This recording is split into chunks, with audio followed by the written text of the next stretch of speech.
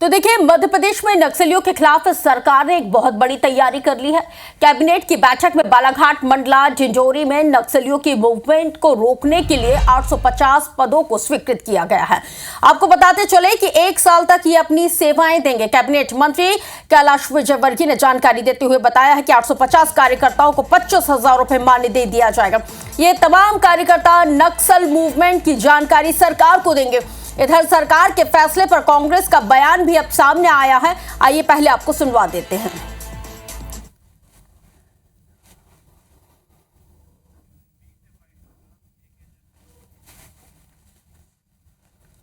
गांववासियों के बीच में से ही 850 ऐसे कार्यकर्ता हम खड़े कर रहे हैं जो कि वहां पर सरकार के लिए काम करें।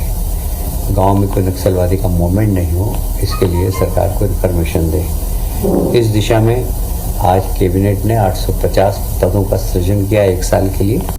इतना ही आपका विजन अच्छा है और आप चाहते हैं कि मध्य प्रदेश के लोगों को रोजगार मिले, दलित आदिवासी भाई बहनों को रोजगार मिले, तो ऐसे में आप परमानेंट कोई जॉब निकालिए, उनकी भर्ती कीजिए ताकि उनका जीवन यापन भी हो सके, भविष्य भी समझ सके। नहीं तो 1 साल के बाद फिर वो क्या करेंगे?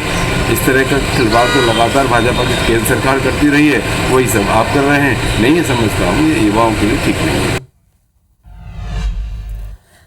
और इसी खबर पर ज्यादा जानकारी के साथ भोपाल न्यूज रूम से हमारे साथ लाइव जुड़ गए हैं IBC 24 संवाददाता नवीन सिंह। नवीन, 850 पदों का सृजन किया गया है।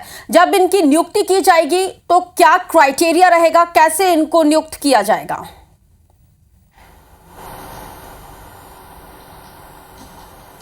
देखिए, फिलहाल आज कैबिनेट की बैठक में मंजूर हो गया है कि 850 नए कार्यकर्ता भरे जाएंगे। हालांकि कैलाश विजयवर्गीय जो मध्य प्रदेश सरकार में कैबिनेट मंत्री हैं, उन्होंने कार्यकर्ता कहा और ये भी कहा कि जो गोपनीय जानकारी नक्सलियों को मूवमेंट की जानकारी मध्य प्रदेश पुलिस को देंगे। यानी ये तय है कि सीधे तौर पर ये नक्सलियों से मुकाबला नहीं करेंगे, लेकिन होंगे लोकल, स्थानीय लोग होंगे और उनकी नियुक्ति की जाएगी और 1 साल के लिए अस्थायी पद रहेगा। 25,000 रुपये की सैलरी उनको मिलेगी, उसको मानदेय कहा जाएगा और 25,000 रुपये के साथ साथ 1 साल तक इनकी सर्विसेज मध्य प्रदेश की पुलिस लेगी, मध्य प्रदेश की सरकार लेगी। सीधा मुकाबला हॉक फोर्स करेगी। मध्य प्रदेश की जो फोर्स है वो सीधे तौर पर मुकाबला करेगी। इनको मध्य प्रदेश पुलिस इनकी सर्विस लेगी बतौर लोकल गाइड के तौर पर कि वो वहाँ के जानकार हैं, वहाँ क्षेत्र के बहुत भौगोलिक तरीके से भी अच्छी जानकारी रखते हैं, नक्सलियों के मूवमेंट की भी जानकारी रखते हैं और बोली भाषा भी उस क्षेत्र की वो बेहतर बारीकी समझते हैं। तो इस लिहाज से मध्य प्रदेश सरकार की कोशिश है और मध्य प्रदेश सरकार ये चाहती है कि जिस तरीके से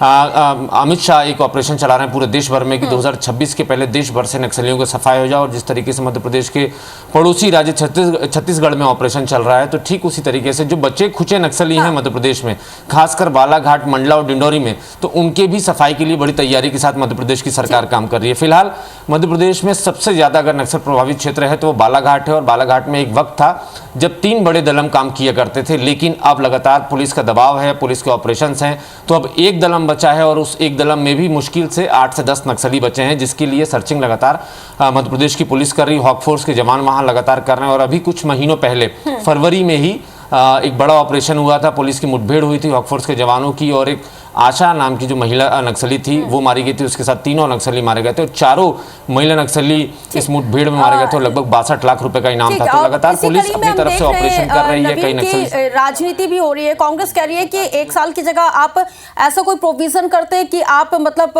परमानेंट जॉब यहाँ पे निकालते। और दूसरी चीज, ये जो 850 पद जो ये जो इन पे जो जिन कार्यकर्ताओं को भरा जाएगा, जो जिनको 25,000 रुपए साल महीने की इनको वेतन दिया जाएगा, ये बजट में ये राशि का प्रावधान कहां से किया जाएगा? अतिरिक्त बजट कहां से सैंक्शन होगा?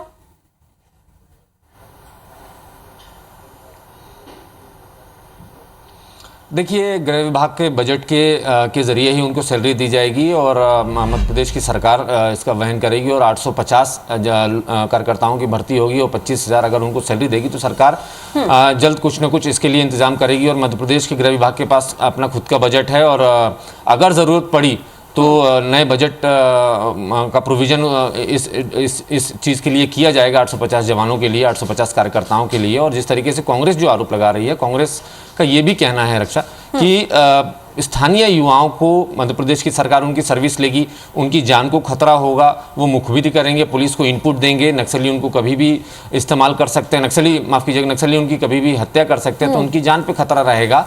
और सिर्फ 1 साल के लिए क्यों, उनकी स्थायी नौकरी उनको दी जाए, स्थायी नियुक्ति दी जाए, ताकि उनकी बेरोजगारी उस क्षेत्र की कम हो, आदिवासी युवाओं को मध्य प्रदेश सरकार में नौकरी मिले। तो कांग्रेस की तरफ से ये मांग है और कांग्रेस मध्य प्रदेश सरकार के इस फैसले के खिलाफ है। कांग्रेस का सीधे तौर पर यह कहना है कि अस्थायी नहीं बल्कि उनको स्थायी नौकरी दी जाए। बिल्कुल, क्योंकि अब बैठे बैठे कांग्रेस को एक, चाहे सरकार अच्छे काम करे, चाहे बुरे काम करे, चाहे कैसे भी काम करे, जनहितैषी काम करेगी तो भी विपक्ष को तो एक मुद्दा मिल ही जाता है राजनीति करने के लिए। बहुत शुक्रिया तमाम जानकारी साझा करने के लिए। तो नवीन सिंह हमारे सहयोगी इस बात की जानकारी दे रहे थे कि इनकी जो नियुक्ति है, इन तमाम कार्यकर्ताओं की नियुक्ति 1 साल के लिए की जाएगी और ये सीधे, ये जो फोर्स है वो सीधे नक्सलियों से नहीं लड़ेगी, इनको बैकअप के तौर पर ही यूज किया जाएगा।